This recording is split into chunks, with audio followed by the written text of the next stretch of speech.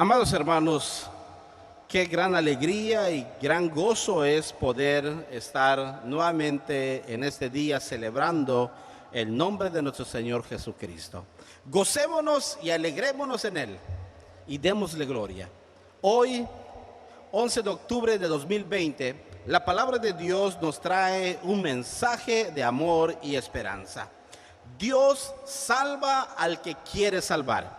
Ese es el título del mensaje del día de hoy y es un reflejo de las doctrinas o los 5 puntos calvinistas que vamos a estar predicando durante este mes de octubre. Y se deriva del punto que dice habla acerca de la elección incondicional. Recuerden que en este mes de octubre se celebra el mes de la Reforma y estaremos hablando acerca de no solamente de los 5 puntos calvinistas, sino también de la doctrina de la salvación. La doctrina de la elección incondicional es la aplicación de la predestinación en cuanto se relaciona con la salvación de los hombres. La Biblia y la fe reformada afirma la existencia de un decreto de Dios eterno que se realiza debido a la voluntad de Dios y es independiente a la obra del ser humano. Es por este decreto que Dios separa a la humanidad en 2 grupos y ordena a uno a vida eterna y a otro a muerte eterna. Este tema que habla acerca de la elección incondicional es de verdad profundo y sobre todo difícil, porque de alguna manera cuando hablamos de ella es un poco difícil explicar de conceptos y sobre todo del plan de salvación de Dios que fue ideado o fue planeado en el cielo para beneficio del ser humano, pero que ahora nosotros podemos conocerlo a través de la palabra de Dios. El propósito del apóstol Pablo en este capítulo que hemos leído es explicar cómo Dios pudo poner a un lado a su pueblo escogido para que los gentiles pudieran salvarse. Y además vemos más adelante cómo Dios restaurará a su nación, a su pueblo escogido en el tiempo futuro. Cuando analizamos o cuando leemos acerca de este tema, que es la elección incondicional, encontramos aspectos muy importantes. Lo primero que encontramos es la base de esta elección. La pregunta es, ¿por qué Dios elige? Bueno, una de las respuestas que podemos dar acerca de esta pregunta es, en la elección Dios ejerce su voluntad soberana. Y ese es el punto importante donde descansa esta doctrina que hoy estamos estudiando y estamos predicando. Todo recae en la soberanía de Dios. Dios es el rey, es el dueño de todas las cosas, es el creador de todas las cosas y Él tiene la autoridad para hacer con lo que es de Él lo que Él quiera. Tengamos presente que la elección del que se habla aquí en Romanos capítulo 9 está hablando de una elección nacional, porque no se está refiriendo a la elección individual de las personas, sino hablando de la elección del pueblo de Israel como nación. Pero podemos nosotros aterrizar esta misma doctrina basado en otros pasajes bíblicos que Dios ha elegido a algunas personas para ser salvas y ha preordenado a otras personas para la muerte eterna. De hecho, cuando revisamos nuestros libros de gobierno y los libros que rigen a la Iglesia Presbiteriana de México, encontramos, por ejemplo, en la Confesión de Fe de Westminster, que habla acerca de este decreto eterno que es de Dios, y lo encontramos en las secciones del 3 al 6, que dice de la siguiente manera, hablando acerca de la elección incondicional. o hablando de este punto de que Dios salva al que Él quiere salvar. En el artículo número 3 o en la sección número 3 dice la confesión de fe: por el decreto de Dios y para la manifestación de su gloria, algunos seres humanos y ángeles son predestinados y preordenados para vida eterna, y otros preordenados para muerte eterna. En la sección 4 dice de la siguiente manera: estos ángeles y también los seres humanos, así predestinados y preordenados, están particularmente e inmutablemente designados, y su número es tan cierto y definido que no se puede aumentar ni se puede disminuir. En la sección 5 dice: a aquellos que la humanidad que están predestinados para vida, Dios, según su eterno e inmutable propósito y el consejo secreto y beneplácito de su voluntad, los ha escogido en Cristo para gloria eterna, antes que fueran puestos los fundamentos del mundo, por su pura y libre gracia y amor, sin la previsión de la fe o buenas obras, o la perseverancia en ninguna de ellas, o de cualquier otra cosa que haya en las criaturas, como condiciones o causas que le mueva a ello, y todo para la alabanza y de su gloriosa gracia. En la sección 6 dice de la siguiente manera: puesto que Dios ha designado a los elegidos para gloria, así también por el eterno y más libre propósito de su voluntad, ha ordenado a todos los medios para ello. Por lo tanto, los que son elegidos, estando caídos en Adán, son redimidos por Cristo, son eficazmente llamados a la fe en Cristo por su Espíritu, que obra a su debido tiempo, son justificados, adoptados, santificados, y por su poder son guardados para salvación por medio de la fe. Ni hay otros que sean redimidos por Cristo, eficazmente llamados, justificados, adoptados, santificados y salvados, sino solamente los elegidos. Y en la última sección, que habla acerca de la elección, dice así: el resto de la humanidad agradó a Dios pasarlo por alto y destinarla para deshonra e ira por su pecado, según el inescrutable consejo de su propia voluntad, por la cual extiende o retiene misericordia como a él le place, para la gloria de su poder soberano sobre las criaturas, para la alabanza de su gloriosa justicia.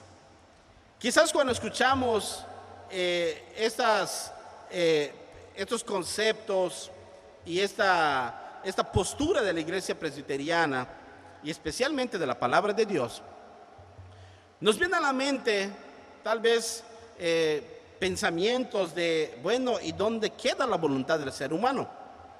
¿Y por qué Dios ha elegido a algunos y a otros no?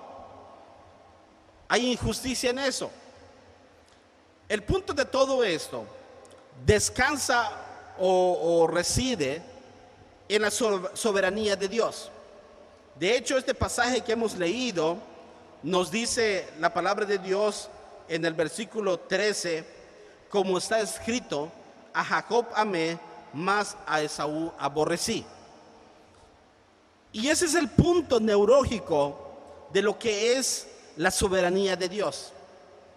Quizás para nosotros, para muchos, nos causa muchos problemas el entender esto, y sobre todo nos causa tal vez de alguna manera impotencia, porque diríamos o pensaríamos, bueno, pero ¿por qué Dios hace estas cosas? Cuando leemos todo el capítulo, podemos encontrar que esas mismas preguntas se hacían las personas cuando entendían lo que es la elección y lo que entendían cuando era la predestinación. Y Pablo responde a ellos Y una de las cosas que el apóstol Pablo dice para mostrar la soberanía de Dios, lo encontramos en el versículo 20. Puedes buscar allá en la palabra de Dios, busca el capítulo 20, el capítulo 9 del versículo 20, dice el apóstol Pablo escribe lo siguiente: mas antes, oh hombre, ¿quién eres tú para que alterques con Dios? Buena pregunta, ¿verdad? ¿Quién eres tú? ¿Quién eres? Esa es una buena pregunta.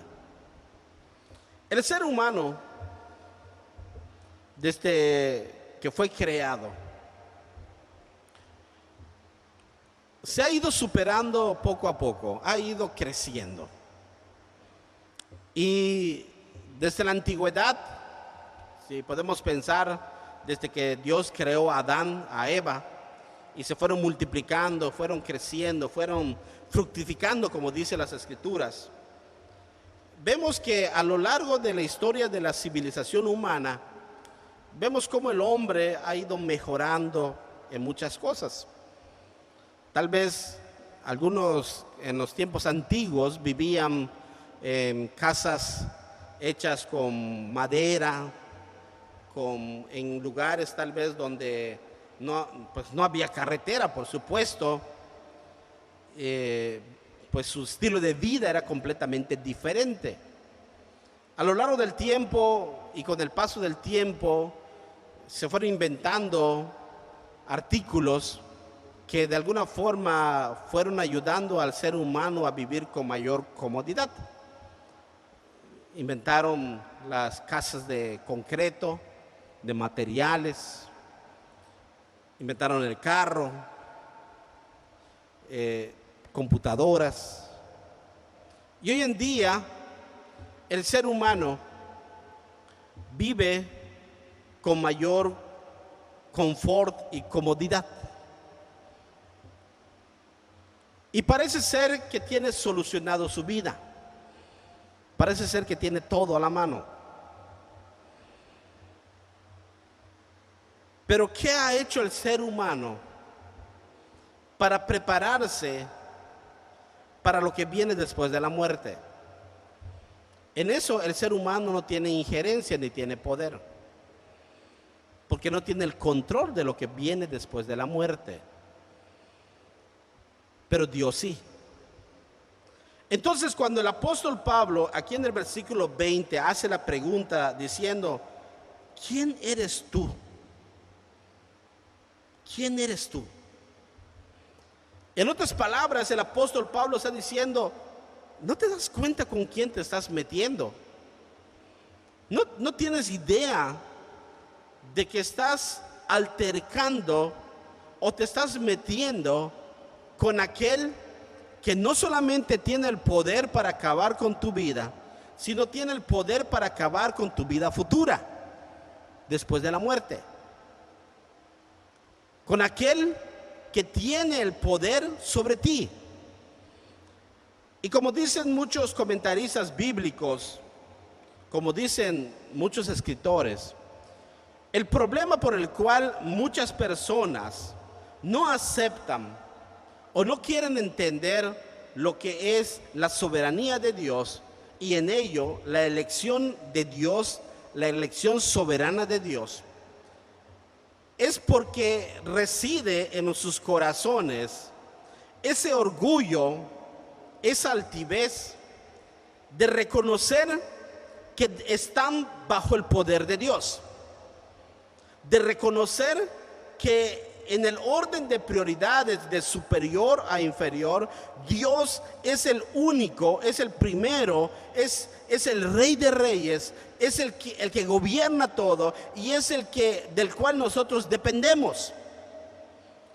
Y ese es un problema, porque el orgullo que está en los corazones de los seres humanos les impide reconocer que son criaturas de Dios, o sea, que fueron creados por Dios. Y eso les impide ver las bendiciones que Dios tiene preparado para nosotros. Entonces, muchas personas no aceptan esto porque piensan que ese Dios del cual dice la Biblia o habla la Biblia no tiene ninguna injerencia en el mundo y especialmente en la vida de las personas. Incluso personas piensan, y esto lo hemos visto en canciones, lo hemos escuchado en canciones y otros lugares que hablan diciendo de que el ser humano es el que decide, es el que controla, es el creador de su propio destino. Qué gran mentira. Porque nuestro destino está en las manos de Dios. Él es el soberano, Él es el rey, Él es el que tiene nuestras vidas en sus manos. De hecho, cuando leemos la historia bíblica, encontramos estos puntos del cual estamos hablando. Por ejemplo, vemos en las Escrituras que Dios eligió a Abraham. Abraham fue escogido como el padre de la nación hebrea. Pero Abraham tuvo otros hermanos, pero Dios quiso elegir a Abraham. Luego Dios eligió a Isaac. Isaac fue el hijo de la promesa por fe, mientras que Ismael fue el hijo de la carne por medio de las obras. Pero Dios escogió a Isaac para ser la simiente de Abraham, del cual hoy en día, pues nosotros podemos ver del cual vino nuestro Señor Jesucristo. Isaac también tuvo hijos y Dios escogió a Jacob. Y ese es el versículo que hemos leído, que dice la palabra de Dios, que Dios en su soberanía decidió amar a Jacob. Y a Jacob lo tomó para ser del linaje mesiánico, del cual llegó nuestro Señor Jesucristo. ¿Quiénes somos nosotros para altercar con Dios? Pablo continúa diciendo en el versículo 20, dice, dirá el vaso de barro al que lo formó, ¿por qué me has hecho así? ¿O no tiene potestad el alfarero sobre el barro para hacer de la misma masa un vaso para honra y otro para deshonra? Y si Dios, dice Pablo en el versículo 22, queriendo mostrar su ira y hacer notorio su poder, soportó con mucha paciencia los vasos de ira preparados para destrucción. ¿Quién es el hombre? Todo esto descansa en la soberanía de Dios. Y tal vez viene a nuestra mente, ¿es Dios injusto entonces? Responderíamos categóricamente, no, Dios no es injusto, porque la elección no tiene nada que ver con la justicia, sino que la elección tiene que ver con la gracia. Dios es injusto si escoge a uno o ignora a otro. Esa es la pregunta que muchas personas dirán.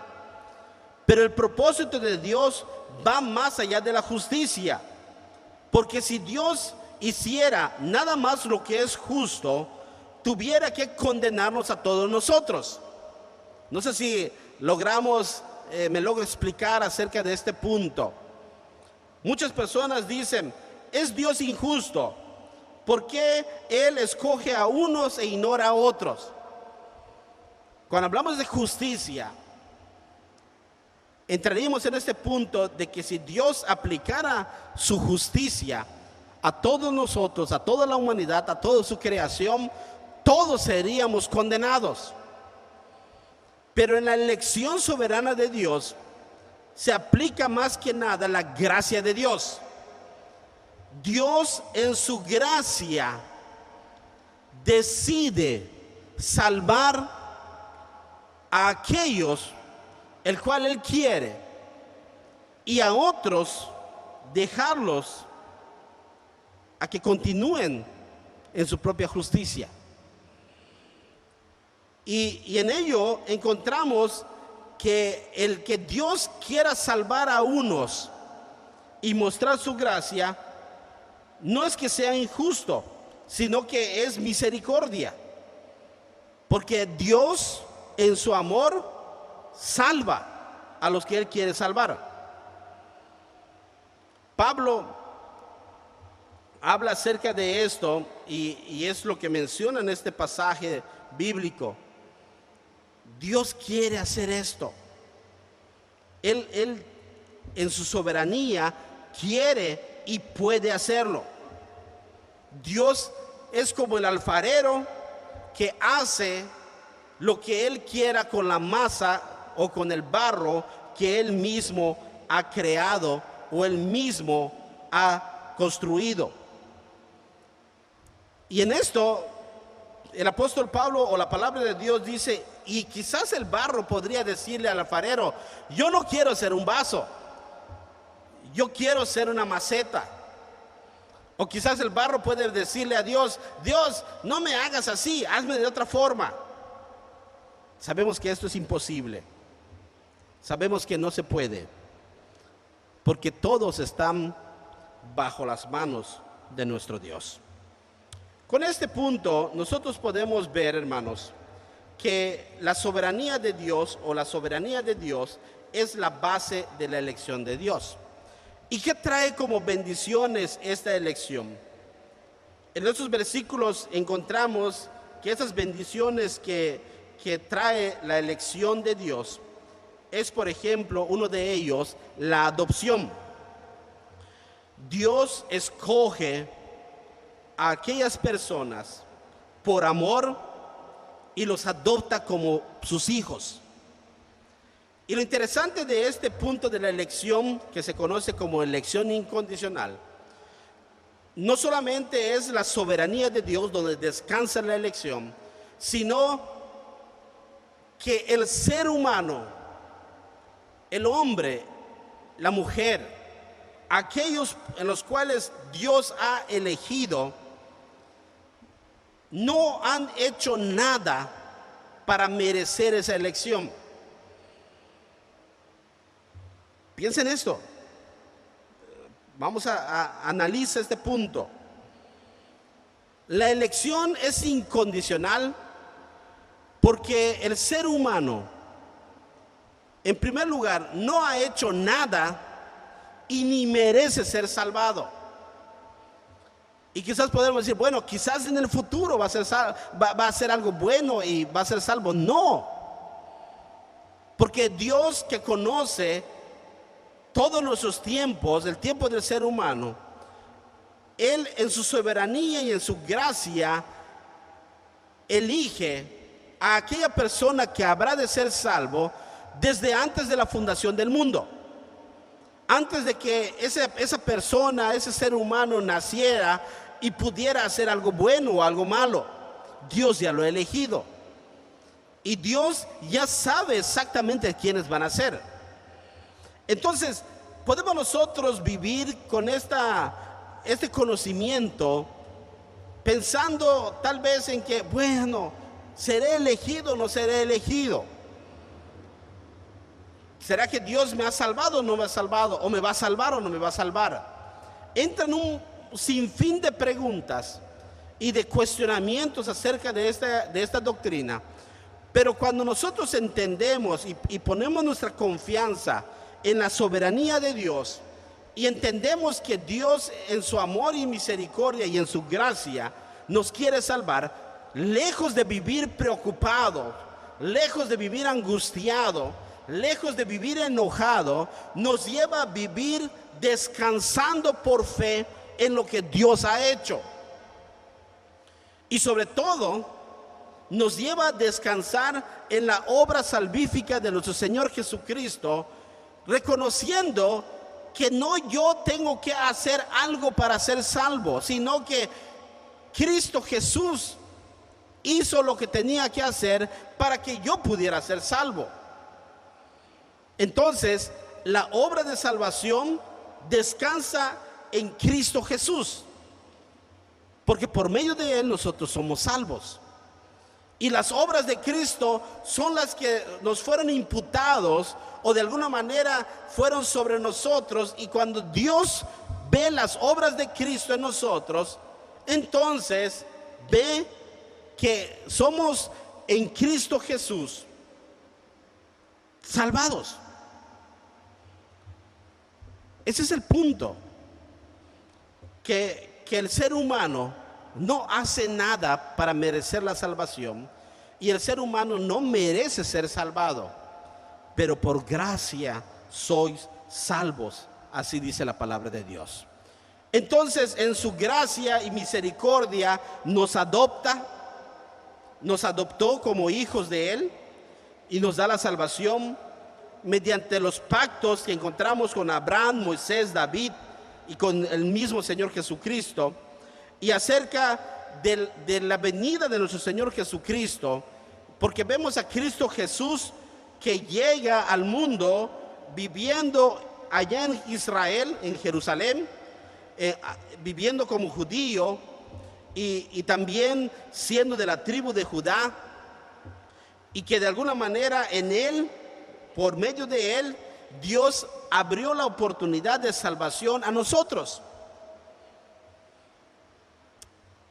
Y nos dio esa oportunidad de ser salvos a través de Cristo Jesús. El cristiano hoy pertenece a los elegidos de Dios. Y si Israel no hubiese rechazado lo que Dios había hecho por ellos, nosotros no hubiésemos tenido la oportunidad de entrar, nosotros los gentiles. Pero Dios en su misericordia abre un espacio para que nosotros pudiéramos entrar a esa iglesia, a ese reino, a ese pueblo escogido por Dios. Hermanos, ¿por qué Dios hace esto? Simplemente porque Él quiere y porque puede hacerlo. Él vino a nuestras vidas y nos mostró el camino de salvación. Y nos mostró que en Cristo Jesús podemos tener vida eterna. Pero también nos mostró que este era su plan desde antes de la fundación del mundo. En la elección, Dios ejerce su voluntad soberana para lograr su plan perfecto. Ese plan de salvación que desde antes de la fundación del mundo, nuestro Señor ya tenía preparado para cada uno de nosotros. ¿Qué reacción podemos tener ante este punto tan importante de que Dios ha mostrado su amor en nuestras vidas? El querer salvarnos, el darnos la oportunidad de vida eterna. La palabra de Dios nos muestra que esto es obra solamente de Dios en la vida del ser humano. Y Calvino, del cual es el personaje que Dios utilizó para poner o para escribir estos 5 puntos calvinistas, él comenta acerca de esto, pero tomando el Salmo 28, versículo 8, donde escribió lo siguiente: la fuente de donde nos llega todas las bendiciones que Dios nos concede consiste en que Él nos escogió en Cristo. La fuente de donde nos llega todas las bendiciones que Dios nos concede consiste en que Él nos escogió en Cristo. Nuestro Dios y Padre debe ser glorificado, y nosotros como iglesia debemos estar totalmente agradecidos debido a lo que Él hizo en nosotros. Y así como Calvino habló acerca de la elección de Dios para nosotros o en nosotros, ese agradecimiento de lo que Dios hizo en nuestras vidas debe ser permanente. Amada iglesia, da gracias a Dios, porque Él nos escogió para Él y nos separó para adoptarnos y hacernos sus hijos, sin merecerlo, sin que nosotros hayamos hecho algo bueno o algo malo, sin que nosotros nos hayamos ganado esa salvación. Él, por su gracia, nos eligió, te eligió para disfrutar de todas sus bendiciones, para disfrutar de su amor, para disfrutar de su presencia, para disfrutar de la vida eterna que tiene preparado para ti y para mí y para todos nosotros. Es por eso que de nuestro corazón debe nacer esa expresión de alegría y de gozo, y decir, así como el apóstol Pablo escribió en Romanos capítulo 11 versículo 36, porque de Él y para Él y para Él son todas las cosas, a Él sea la gloria por los siglos de los siglos. Amén. Que Dios bendiga su palabra y que Dios bendiga a su iglesia. Amén.